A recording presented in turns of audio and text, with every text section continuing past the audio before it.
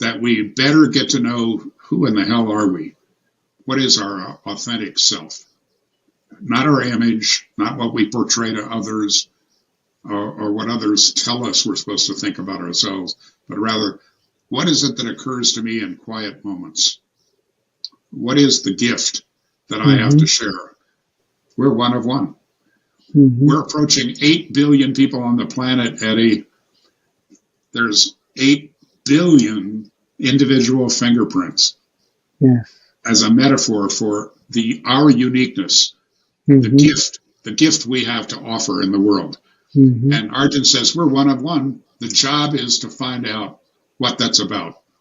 Yeah. What is the unique purpose? And you can say that God gave us, or the stars gave us, or the Ouija board gave us. What's our unique purpose, vision, and values? And are we expressing that into the world?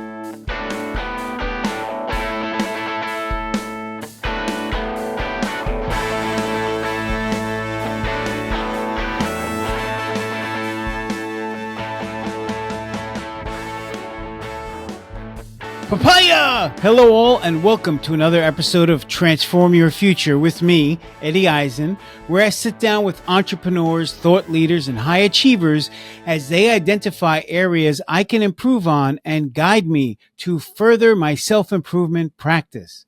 For more information and insights, join my newsletter at transformyourfuture.com, where I write about reinvention, personal growth, and identity. If you like the show, you'll love the content on my site. We want to hear from you. Let us know how we can improve your listening experience. Please reach out to us through our website, your podcast app, comment, or just text me directly at 813-722-1417. I really like to hear from you. Have you ever felt lost in your journey of self-discovery, unsure of who you really are or what your true purpose is? You're not alone. In our fast-paced, ever-changing world, it's easy to lose sight of our authentic selves. But today, we're here to help you navigate through that confusion and emerge with a clear sense of who you are and what you're meant to do. In this episode, titled Lost in Your Journey of Self-Discovery, Uncover Your True Identity, my guest is Robert White, a seasoned leadership expert and executive coach whose own journey from adversity to triumph is nothing short of inspiring. Robert has faced immense challenges, from personal health crises to professional setbacks, relationship issues, yet he has emerged stronger, wiser, and deeply committed to helping others find their true paths. Robert shares his profound insights on authenticity and purpose. We'll explore what it means to live an authentic life, how to connect with your unique purpose, and why understanding your core values is crucial for personal growth. Robert's experiences and wisdom will provide you with actionable strategies to uncover your true identity and live a life aligned with your deepest values. Remember, discovering who you truly are is not just about looking within, but also about seeking inspiration and guidance from those who have walked the path before us. So get ready to take some notes, reflect deeply, and embark on a journey of self-discovery with Robert and I as we transform our futures together. So, Robert, welcome to Transform Your Future podcast. How you doing today? I'm great, Eddie, and it's wonderful to be with you and with your listeners and viewers. Absolutely. We're going to jump right in here. I got a lot of stuff lined up to talk about. I guess we should start by talking about leadership in the 20th century. Tell me a little bit about that. Well, there's a real distinction between the 20th and the 21st, I believe. Since we're now in the 21st, we're looking back a little bit. I think when we look back, the emphasis really for the last 30 or 40 years has not been on leadership. It's been on management. The classic plan, organize, control. Yes. And our culture, our society responded well to planning and to organizing and even to control. I'd say in the last 5 years or so, the control piece, particularly with a younger workforce, has not been successful. Mm. And there's been a lot of books written on it and a lot of seminars done on it and scholarly papers and all that stuff. Yes. because the distinction with leadership is that you're creating something new. When times were changing slowly, management was enough. And I'm talking macro here. There's certainly exceptions to that, but in a bigger sense. But when change is happening at the pace that is happening today, planning, organizing, and controlling doesn't work as well because we have to respond to new challenges, new methodologies, new people. And I'm particularly talking about that younger cohort. And so what gets rewarded is forcing leadership down from the top throughout organizations, throughout families. I've had to learn that the hard way with my young adult children, by the way. What dad says doesn't go quite often. I identify.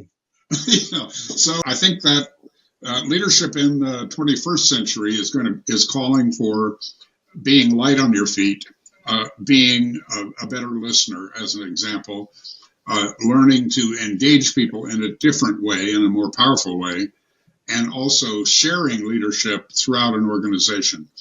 I had a recent customer service experience with a very large company, which will remain nameless, even though I'm complimenting them. I don't feel comfortable naming them, but the person on the phone was, I think, the average, $20, $25, maybe even $30 an hour customer service person. But they took responsibility the way the CEO should. They solved my problem right there, right then. They didn't have to check with anybody. And it was a slightly expensive solution. But somehow they had been empowered to make that decision, and they were clear about it and clear about the need for it. The questions they asked me were excellent. I got off the phone. I thought, this is almost spiritual. Have that kind of an experience with a large company, customer service person. So that company kind of gets it about moving leadership down to the front lines. A number of years ago, one of our big clients was Duke Energy, and this has been written about, so I'm not sharing a secret. We had 18,000 graduates at Duke Energy. That in a 21,000 person company, only 3,000 people didn't make it to our training. And it's relatively expensive, high impact training. I mean, we had people in the training that climb poles and do all that high risk balancing act that they do. It looks like Cirque du Soleil sometimes what they do. So they took the ideas that we promote around awareness, responsibility, and communication right down to the bottom level of, and you could argue, the most important people in the company. If you're living in the Southeast and those storms come, you certainly know the linemen are the ones that are important. And I think they were enlightened then. They're enlightened today in pushing that long before many other corporations did. But I think that's the imperative in the 21st century is, can we have leadership show up at all levels of organizations? Can we have it show up in parenting? Can we have it show up in community development? And almost, I'm waiting for lightning to strike when I say this next thing, which is it should show up in politics. I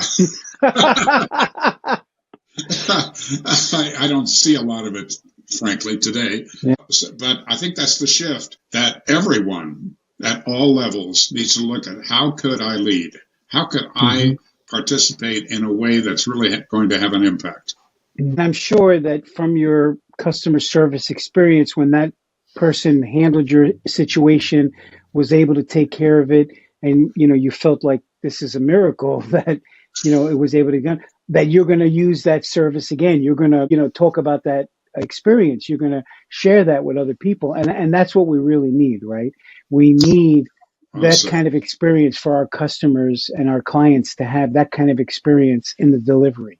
That's what we need to strive for. A number of years ago, one of my clients, my executive coaching clients, called me one day and he said, I have an extra ticket for this big event where there's a number of different famous speakers. And one of them was the late Colin Powell. former, a four-star Yeah. general, Secretary of State, incredible man, talking on leadership. And I've got this free ticket, plus I've got an hour and a half in the car with my client, right? So both ways. So that's 3 hours. I'm going to say yes to that. So I went to hear Colin Powell. He was great. He very graciously gave me permission to use his PowerPoint deck, which I did use, which is like a little treasure. But the big surprise was on that same program was a guy that I only knew of slightly. I often refer to him as the guy with the big ears, Seth Godin. Yes. That's like a brand for him, I think, that bald head and those ears sticking out. He and Barack Obama must be having a competition for ears. I hear so many of these talks. I probably like you. I'm a constant learner. I go listen to people or watch people, and I remember Seth Godin's talk more than anything that happened like that year, because what he did was he took one word and he deconstructed it, and the word was remarkable. And I've done that with the word responsible, responsible, right? Mm-hmm. He did remarkable. And he said that the challenge for marketers today is that people talk about you, and hopefully in a positive way, right? Yeah. That what you do and the way you communicate about it causes people to remark. And Eddie, I don't remember the statistics, maybe you do, but when something bad happens in customer service, there's a certain number of people talk to. And it's just really damaging, and it really argues for paying those people more and training them better and living your values. Suggest a naughty thing to suggest. But when something good happens, people also talk to a lot of people. Yeah. I'm going to I'm going to think about how I'm going to do it, but I'm going to talk about that customer service experience. It was that good. And today, especially with social media, that's more and more important. Yes. Worthy of a remark. You want to be worthy of a remark. Yeah. And worthy of a good remark, not a bad remark. Yeah. So tell me a little bit about your journey, how you got into, leadership and executive coaching. I'll kind of start at the end.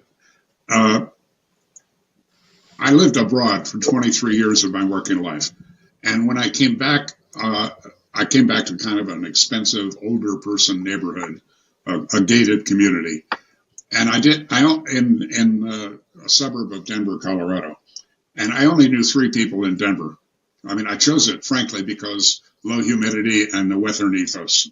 I'd had some experience. And, of course, living in Asia with all that humidity, low humidity became a deciding factor for me. I only knew 3 people, and I'm in this beautiful neighborhood, and they did the old-fashioned thing of Friday night, 5 o'clock, in somebody's house was a cocktail party. And kind of like a days gone by thing, but I saw it, and my former wife and I saw it as a way to connect with people. So we went, and there was a conversation about my life going on, because what I realized, and first of all, I'm a severe introvert. So in those kinds of settings, I'm uncomfortable. She was not, and I kind of depended on her to handle the conversation, right? And so these people are confused, because I've been all over the world, and I've had this crazy life. And most of them worked somewhere for 20, 30, or owned a business, 20, 30, 40 years. And lived in one city, many of them, very little international travel. So I'm this confusing person to them. But I realized that after the fact. And so in the confusion, they were trying to figure me out. And suddenly my former wife piped up and said, well, he didn't get a job at JCPenney. And I thought about that conversation. She has a kind of wisdom and is witty, and comes up with stuff like that quite often. But I thought that kind of explained my life. Turning points are that Look, I grew up in poverty and abuse, pretty violent abuse. So I carry the physical scars and the mental and emotional scars of that. And that's been a lifelong journey to deal with that and get past it. But when I was 17 years old, I had converted a control engineer job at a radio station into nights and weekends on the air, the old top 40 format. And I was very successful. I was the #1 rated show in Wisconsin in those time periods, because I was talking to my friends. I was talking to my age group. At that time, radio was, there's no streaming services and no iPods and all that. And as kids listened to the radio, and I was a kid. And I think God gifted me a bit that, and I loved it. I loved it a lot more than my home life and a lot more than school.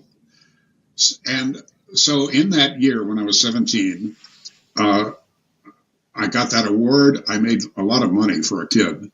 I made more money than my father had ever made in his life, and supported my family. My father had died when I was just 15 years old, a week after that.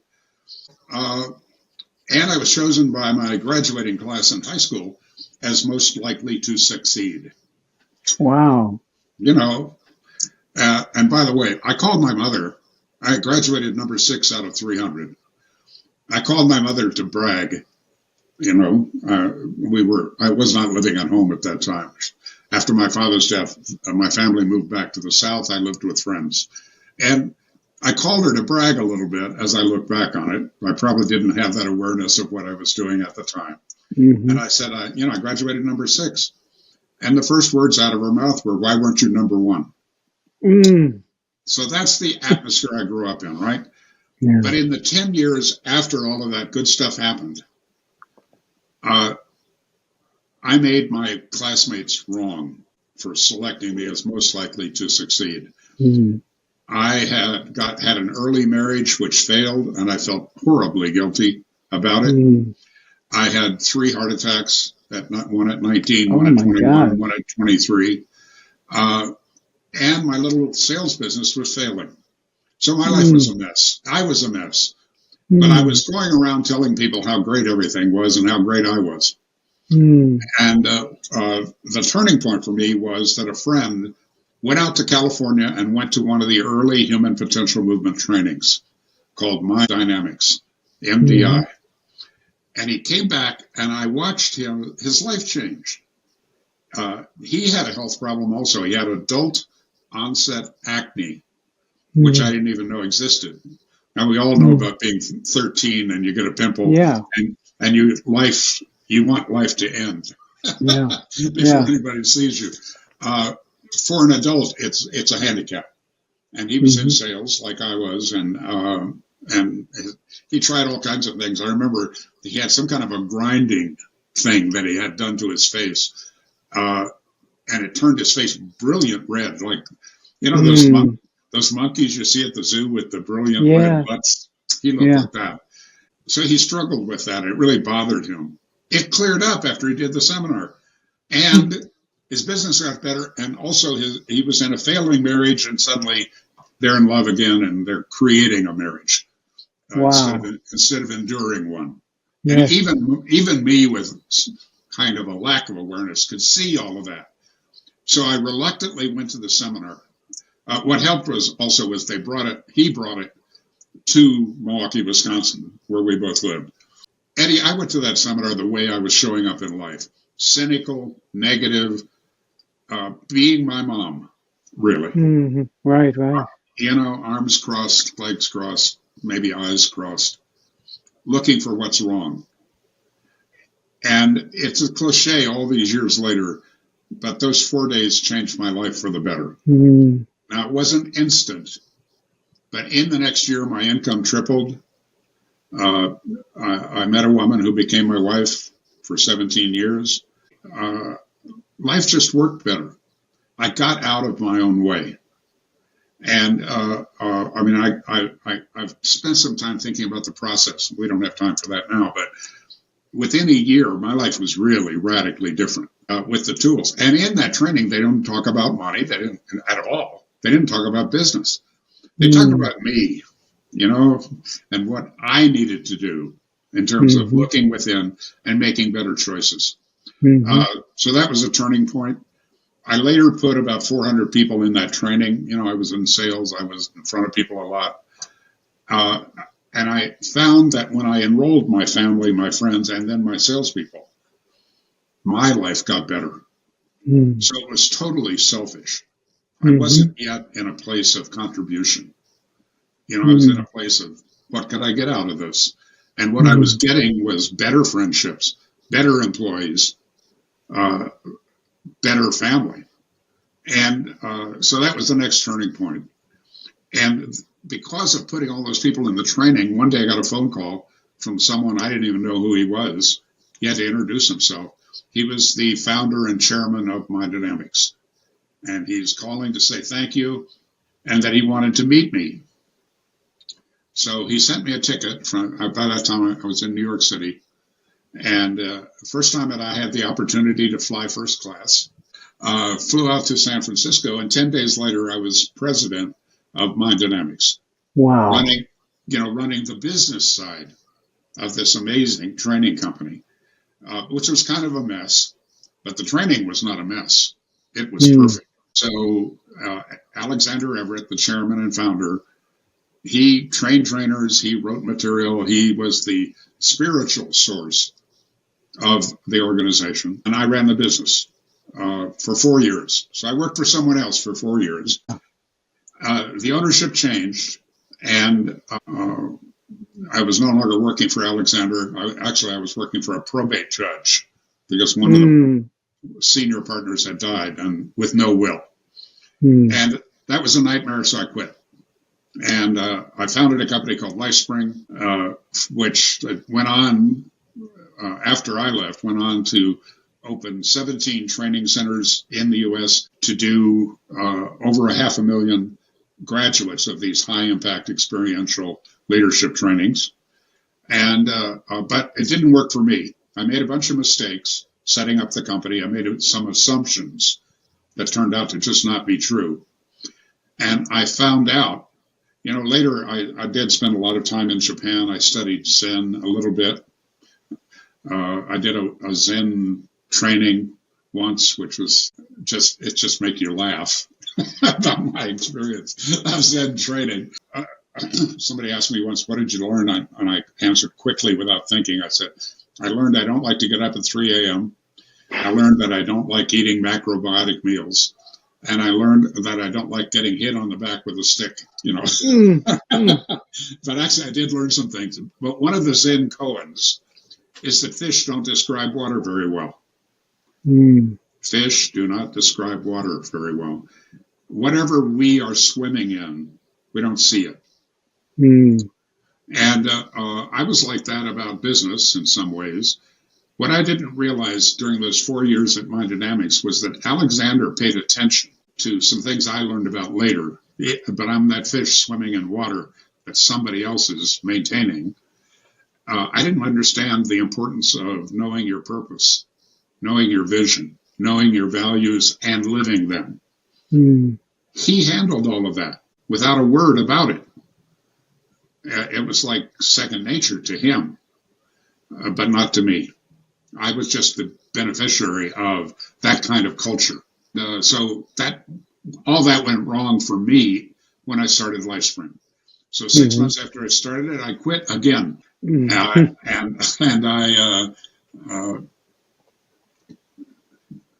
it was the best decision, but it was painful. I had put all the money that I had into LifeSpring. I was the sole funder of the startup. And I sold it to my staff for nothing down and forever to pay. And the old joke came true. They took longer than forever to pay. So I was broke. I had a family. I had children. I had a mortgage and no job and no prospects of a job. I was kind of unemployable. And the piece that I left out is that during the 4 years with Mind Dynamics, I set up 7 foreign subsidiaries of Mind Dynamics. and I was gone all the time. I traveled so much. I learned so much. It was a wonderful experience overall. The one country I said no to was Japan, and they had pursued me from that moment right through LifeSpring, through everything. At least once a month, they called me, faxed me, reached out to me saying, please come. And I kept saying no. Well, now I'm unemployed. I'm broke. And they call and they say, we're changing the offer. Come for only 90 days. Set up a program and you can leave. We will pay you for 1 year. So, much later, we were hugely successful. And people would say, did you have this vision of making this contribution in Japan? Is that why you came? I had to answer honestly, no. I was broke and I needed a job, and they made the perfect offer. Yes, they took all the risk out of it. Yes, exactly. And so I went to Japan to stay for 90 days. My first stay was 12 years. I formed a company called ARC International, and we ended up in 7 countries, 15 training centers, 240 full-time people, another 50 to 60 contract trainers, and became the largest training organization in Asia, the second largest in the world, doing our kind of work. And had a lot of fun, lots of failure, typical startup, but much more success than failure.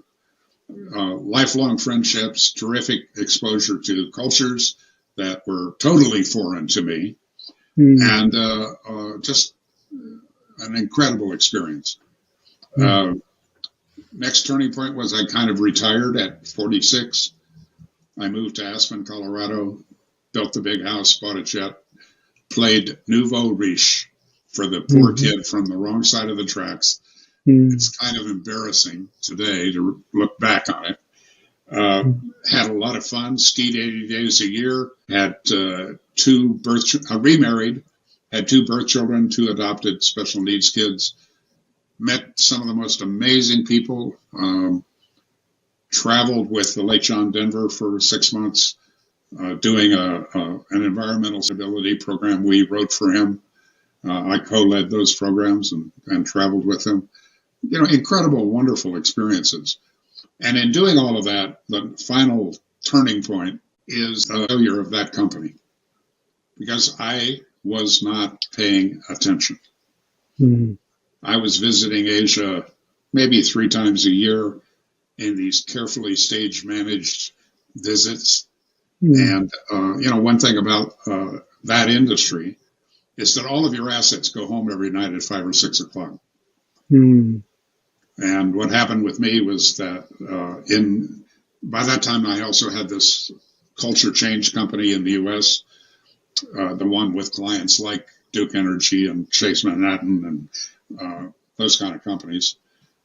And then in Asia, 80% of the business was personal growth, personal leadership. But, everybody knew everybody because of meetings that we had and so on.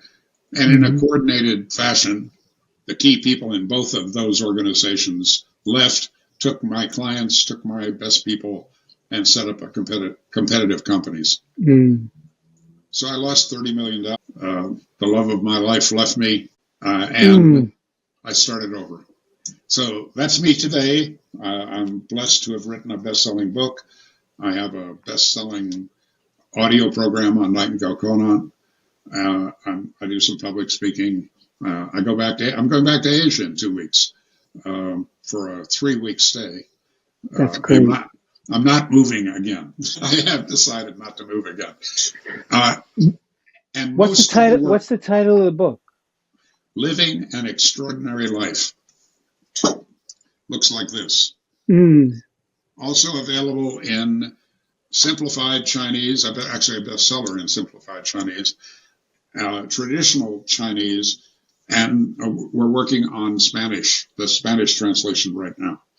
So it's for an introvert, it's brought me into the public world. It's why I'm here with you.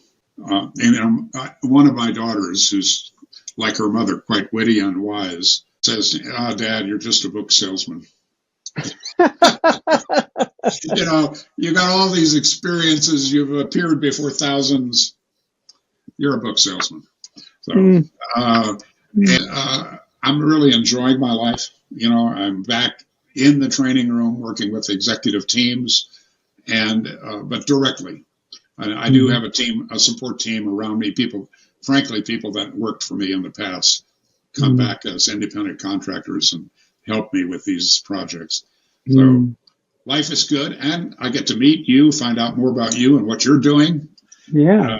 Which is inspiring, quite frankly. It's like, for me, and I don't want to play the old guy's card, but it's like the next generation of superstars. And so if I can support you in any way, that's why I'm here.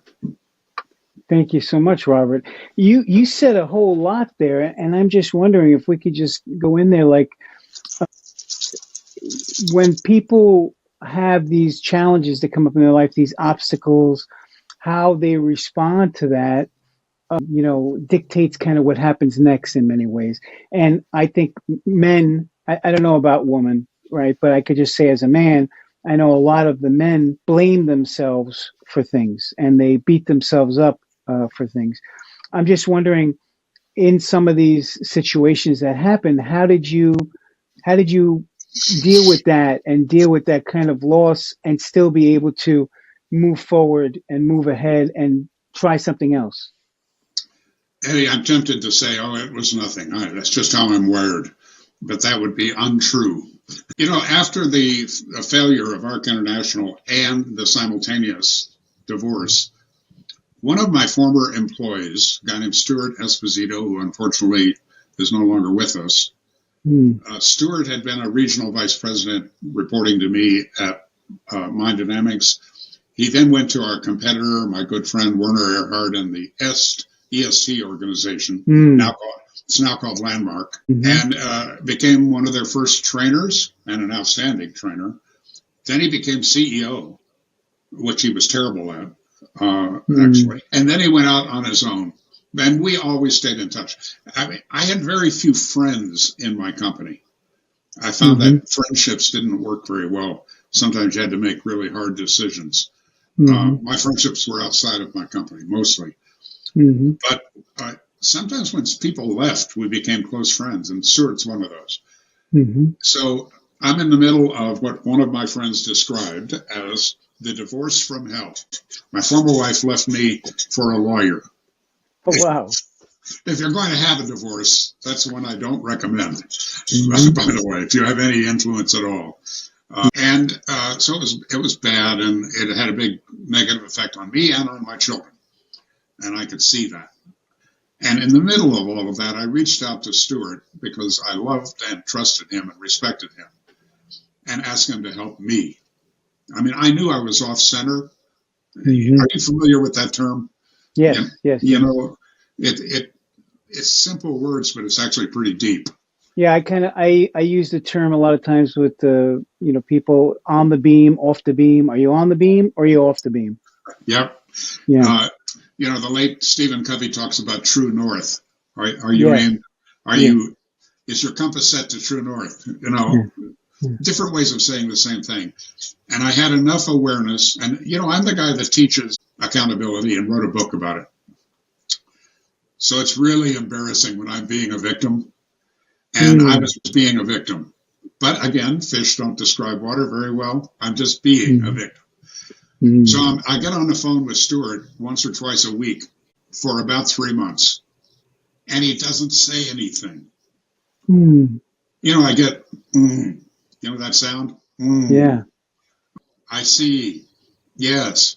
I understand. Stuff like that. It was starting to drive me crazy. And then one evening, I know where I was sitting. I know the angle of the sun, the late day sun coming through the window. I have that kind of a memory. And Stuart starts to talk. Like, I'm shocked. Yeah. And he said, Robert, I have a question for you. I said, oh, great. What's the question? He said, wouldn't it be useful to take 100% responsibility for all of this?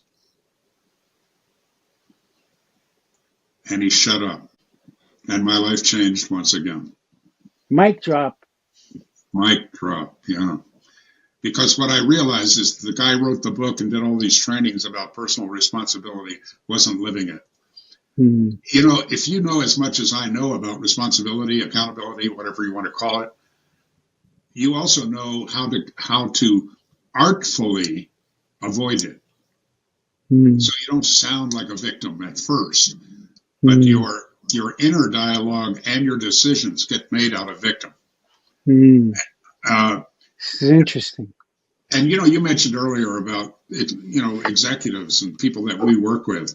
That imposter syndrome is a very real thing, and if you think about it, that imposter, I'm fooling everyone. I've made these promotions, or I have this success, but I'm really undisciplined, or I'm weak, or I'm not educated right. I've just been lucky. You hear that expression? Mm-hmm. Mm-hmm. This is all an accident. And it's mostly inner dialogue while you pretend to be captain of the universe. Mm-hmm. If you think about it, that's actually a victim statement. You're a victim of yourself. Yeah. And that was me. And in that moment, sitting there in my little study in Aspen, I got it. That my solution is the same one that came to me in the Mind Dynamics training all those years before. And that is take 100% personal responsibility for my life, my choices, and what's my vision, what's my purpose, and what are my values. Yes. So if I'm talking about, my word for this year is resilience. And at first I thought it was about, I'm living in a chaotic world, chaotic environment, as are you, as all of us are. Mm-hmm. If we're at least, if we're 51% awake, we got to admit this is a mess. And so I thought resilience was about that. That was a good word for me for 2024. Well, it still is, but it's also a good word for me personally. That I take some of what I've learned about coming back off the ground, off the floor, off the whatever, and really internalize it in a way where I can model it for other people and teach it. But I think that's what we have to pay attention to is, there's the old expression, I heard this from some motivational speaker years ago, that it all turns out in the end. We're just not at the end yet. Mm-hmm. Mm-hmm. Which is a little bit like bumper sticker wisdom, but there's a lot of value in it. We're not at the end yet. Things tend to work out if we stay in the game. Mm-hmm. If we read that book that somebody suggested to you, if we go to maybe a therapist, but make sure you find a good one that's results oriented, or that seminar that your wife said you should, or your husband said you should. Mm-hmm. You get a coach. You get a mentor.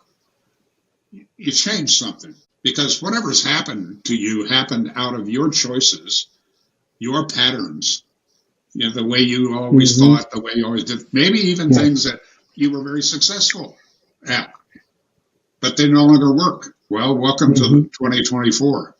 Everything is changing. And all of the stories we tell ourselves, we're the common factor. It's our story. Yes. So if you want to change the story, start with me. Exactly. And I think that's the key to resilience.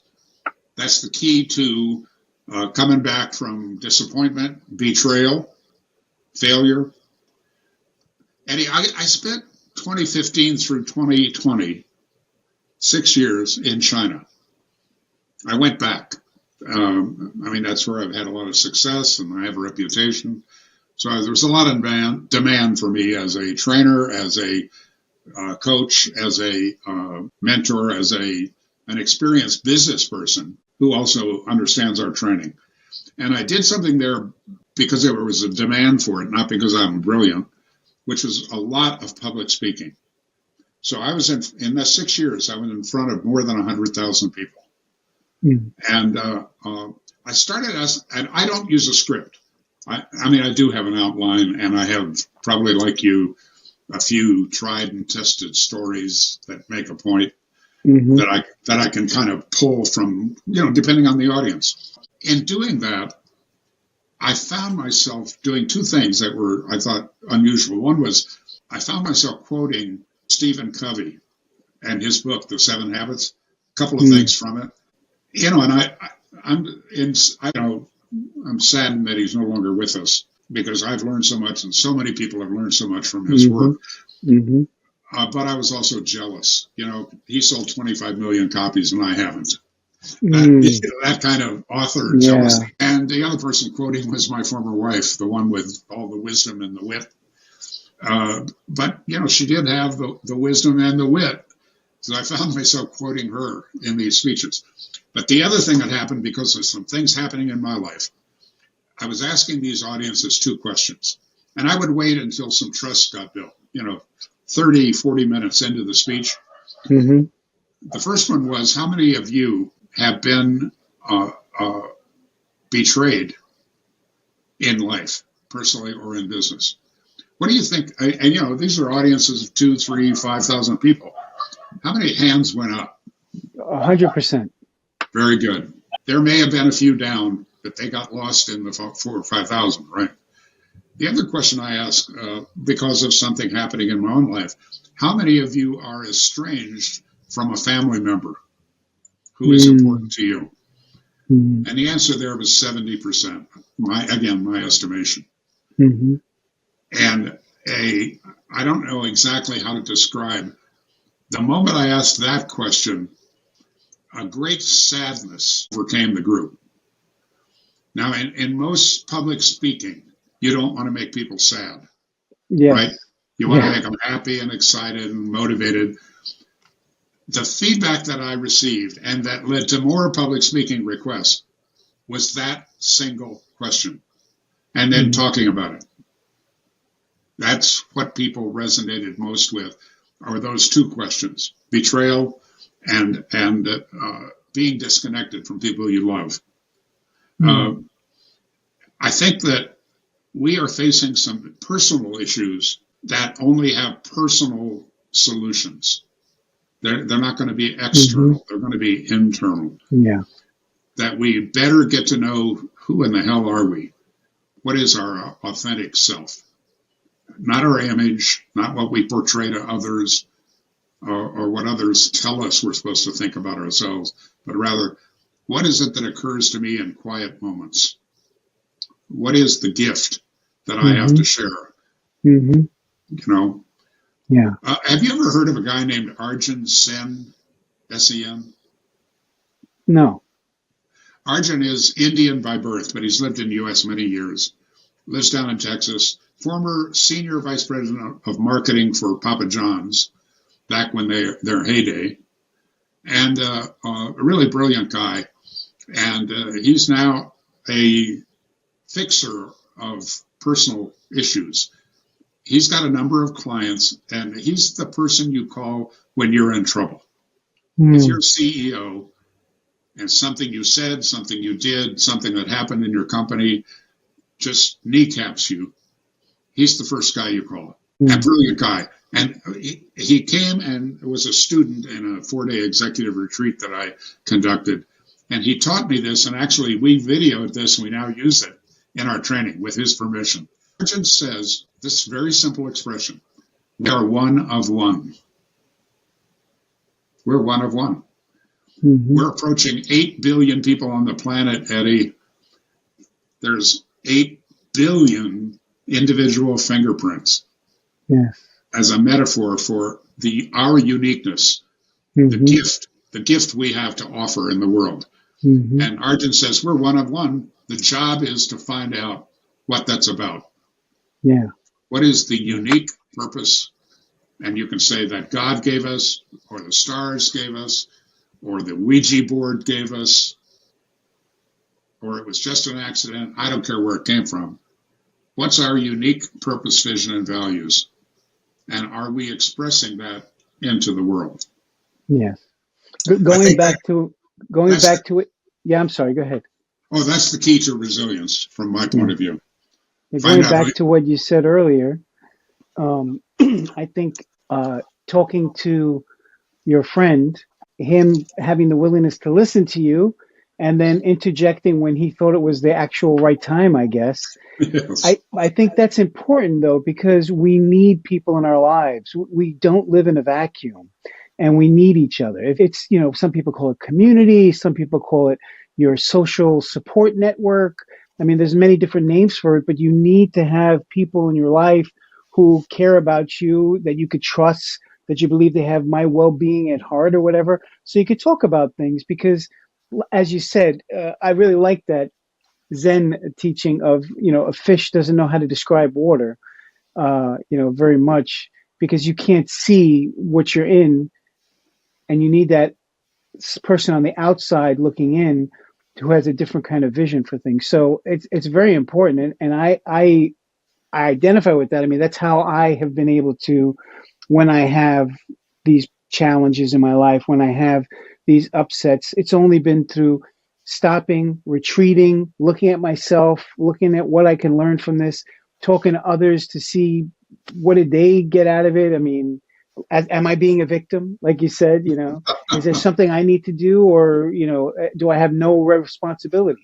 So it's very valuable and very important. I encourage everybody to have support systems like that and to be honest.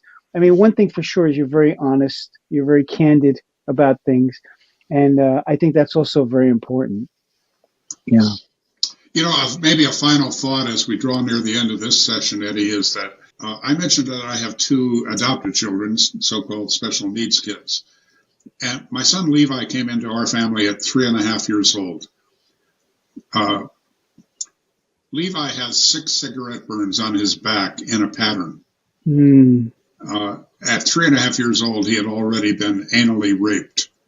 He had been abandoned. I mean, horrible, horrible things had happened to him. We didn't know all of that when we brought him into our home. We were just rescuing a kid who was about to go into permanent foster care. And my former wife had been in that program, and it's almost always a horrible experience. Mm-hmm. So it was our little rescue effort, and then all of his dysfunction came out, of course. I have this belief, and it's probably negative and cynical, but I'll own it because it is my belief. I've had a lot of experience with therapists because they cluster around our business because we use a lot of volunteer help. Mm-hmm. And they come because they're usually not very good at getting business, getting clients. And we're very mm-hmm. good at getting clients that are interested in personal mm-hmm. growth. And mm-hmm. So they would come and volunteer. And but it was they wanted a codependent relationship, that we were depending on them for volunteer help, and they were gaining prospects, right? So that gave me a certain belief about therapists. And then in my divorce from hell, we ran through therapists like every 90 days for 3 years. If they were effective, quite frankly, my former wife and the lawyer boyfriend would get rid of them, go to the court and get rid of them. And if they were not effective, I'd get rid of them. So I went through a lot of them. And it was supercharged because they were for my kids' well-being. And so I came to this belief that 19 out of 20 are in the profession to get their own product wholesale. They're a little bit nuts, or maybe a lot nuts. Yeah. One out of 20 can save your life, like really. So the challenge especially for executives, to find the one. If you got a pattern that's getting in your way and you really do need therapeutic help, I'm not that person. And most coaches are not that person. Or like if you're clinically depressed, if you're really clinically depressed, can't get out of bed. All of that. But work hard to find that 1 out of 20. And the reason I share all of that is that the 1 out of 20 in my life is recently retired. His name is Jim Jonell, Dr. Jonell. He was my son Levi's therapist. And Eddie, these are just words, but I can't tell you the emotion that comes up for me when I think about them. He saved my son's life. Levi was headed for a life where he would take other people's life. He was that angry. The HBO special on what's called attachment disorder, the title of that is Child of Rage. Mm. You know, Levi badly injured my two birth daughters. He showed up at my bedside with a 14-inch knife at 3 a.m. You know, bad stuff. Wow. And today he's a college graduate. He's a great husband and father. He's a supervisor on one of the most dangerous jobs in the world, which is wildland fire suppression. He's a firefighter in the wilderness with a crew of 30. Amazing man. And so during COVID, this is, like looking for the good things in the COVID lockdown. One of the things I did was that Dr. Janelle has a vacation home in Estes Park, Colorado. That's one of the entry towns for Rocky Mountain National Park. It's charming, it's beautiful, stunningly, environmentally beautiful. Wonderful people up there. And he says that I paid for the house. And that might be true. And if it's true, I would buy him 3 more, But during COVID, he and his wife went and lived there. And again, retired, so he can be a little bit away from civilization as we know it. I went up to Estes Park, and I sat at his feet for an entire day. And I asked him at some point, what is it that made you so successful as a child psychologist as opposed to the 19 out of 20? Now, he had a long answer to it. My answer for you and for our listeners maybe is one word: readiness. Mm-hmm. He said that if a patient or a patient's, and more importantly, and with children, patients' parents, if there's a readiness, if they're ready to rock and roll, if they're ready to tell the truth, if they're ready to do the hard things, he can help. And if they're not ready, you're wasting your money with him. And I thought back to the first day that I met him, and what he said was, here's the deal. If you like the deal, great. If you don't like it, I'll refer you to someone else. He was not trying to sell us anything. He was telling us what the rules of the game are. And the rule was basically that I spend 1 hour with you, Mrs. White. I spend 1 hour with Mr. White a week, 10 minutes with Levi each time, just to observe him in a playroom. Because I only spend that time with him, and you cannot do cognitive therapy with a child. You're with him 24/7. He's going to exploit or gain from you. He's either going to exploit you, because that's what he's wired to do for survival, or he's going to learn from you about being loved, about being supported, about being safe, something he has never been in his short life. So that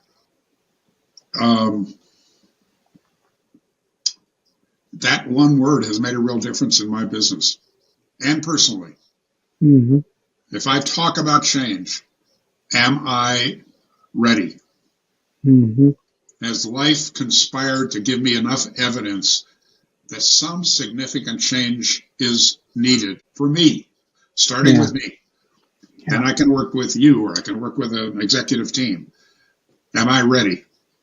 And when you can answer that question, yes, most of the time, I think that's a very high level of awareness, very high level of functioning. In neurolinguistic programming, they call, there's kind of an expression I like a lot. Are you functioning from an ideal resource state? Is everything that you have to offer ready? And when you're at that place, it's magical. Whether you're in front of a room or one-on-one with an executive or working in your church group or wherever you show up, if you're in an ideal resource state, and that means no or very little self-doubt, no distractions, no worries, no chaos in your life, where you can really give. I wore this sweatshirt today on purpose, right? So that's my ending. Love like crazy, and love some more. Yeah. And you can only do that when you're in that ideal resource state. Right. I love it. What a great talk. Thank you for being so honest and open and vulnerable about everything. Well, I figure that that's what God put me here to do. So I'm just following instructions. Yeah, exactly. We have our gifts and our talents, and it's our job to share that with the world. You know, when John Denver went through our training, which is how the friendship got created, as a result of that and an exercise that we do an exercise where people share with each other the gift I see in you. And it's profound. It was profound for John. He wrote a song about it. And I encourage people to go on YouTube and search for John Denver, The Gift You Are. Anytime you're not in that ideal resource state, that's a great song to listen to. It's like getting our training for free. That's fantastic. I'm going to do that. Robert, listen, I appreciate all your time. I know we've got to go back and do some other things right now, but I'm going to be in touch with you and we'll get back together again. It will be my pleasure. The small gift I offer is if people go to extraordinarypeople.com, they can sign up for my weekly e-zine. I've been doing it for 15 years. It's free. It's a little nugget of wisdom that you can read in 1 minute or less once a week. And urge people to do that. It's a good way for us to be in relationship. For more information and monthly topics of interest, please go to transformyourfuture.com and join our newsletter.